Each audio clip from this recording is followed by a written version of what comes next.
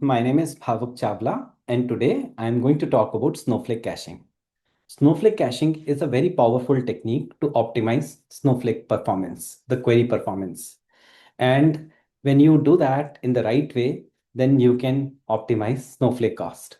So let me share my screen and talk about Snowflake caching in detail. If you look at the architecture of Snowflake, it is very detailed architecture and there are many layers in Snowflake architecture, like 5 layered architecture.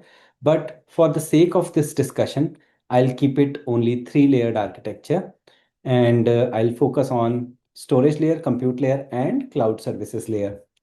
Because caching works only on 2 layers, specifically cloud services layer and virtual warehouse layer or compute layer, and storage layer is also relevant to caching discussion. So I thought like I should restrict myself only to 3 layered architecture instead of going into the full-fledged 5 layered architecture of Snowflake.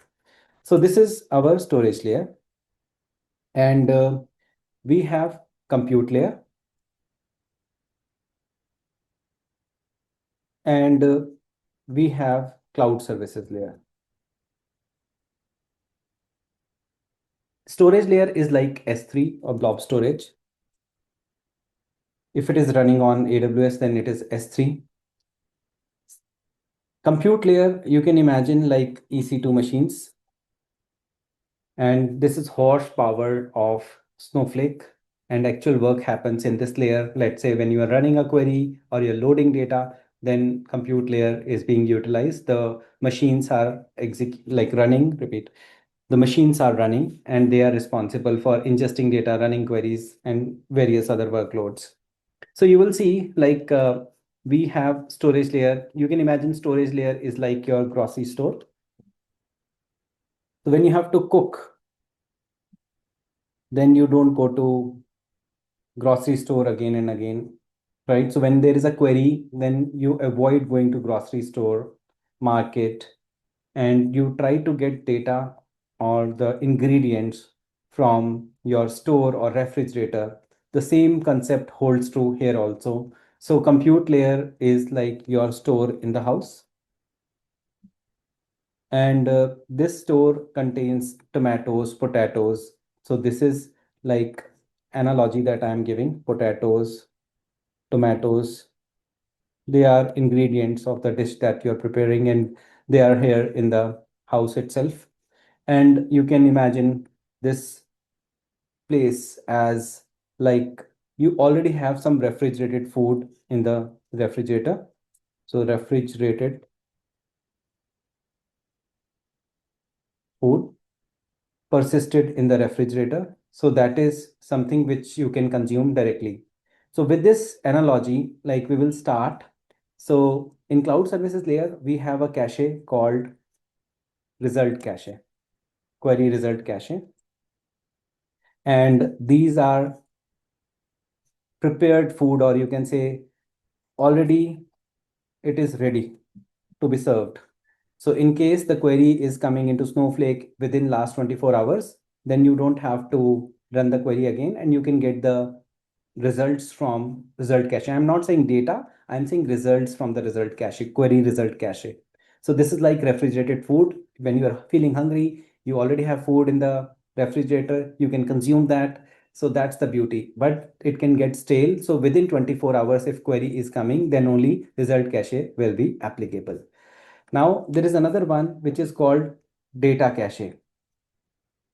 So data cache is responsible for storing your micropartitions, and it is part of the SSDs of virtual warehouses which are running here in the compute layer.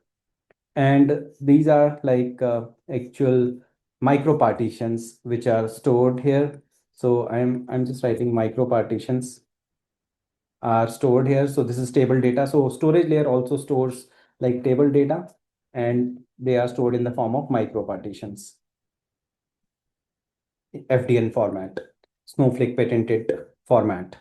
So if you look at it, when there is a query, so this query, let's say there is a query, it goes into the cloud services layer and it will determine whether this is a metadata based query or not. If the query is looking for minimum value, maximum, repeat. If the query is looking for minimum value or maximum value or count star, then it will just go to the metadata cache. So there is another type of cache that we have, which is metadata cache, and it is part of the cloud services layer. It will get the metadata from the metadata cache. Otherwise, it will go to the result cache and it will check if the query was executed within last 24 hours. Then it can get the result from the result cache.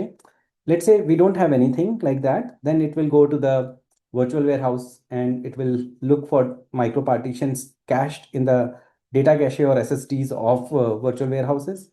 Then if it is able to find, it is great. If it is not able to find, then it has to go to the grocery store to get the information or the micro partitions. So now I hope you are clear that result cache is like refrigerated food, which is pre-cooked, and data cache, it's like potato, tomatoes. So you have to cook. It's like micro partitions, and grocery store is very far away. It takes time to go and come back when you are cooking.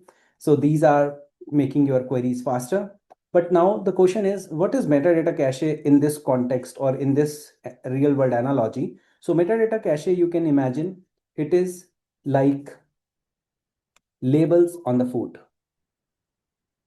expiry date on the food or price on the food. So all that is part of the metadata cache, which is data about data. And this is updated as data is ingested into Snowflake. It is always up to date. So I just wanted to share this real world analogy and the Snowflake caching example. And I hope it helps. Thank you so much for watching this.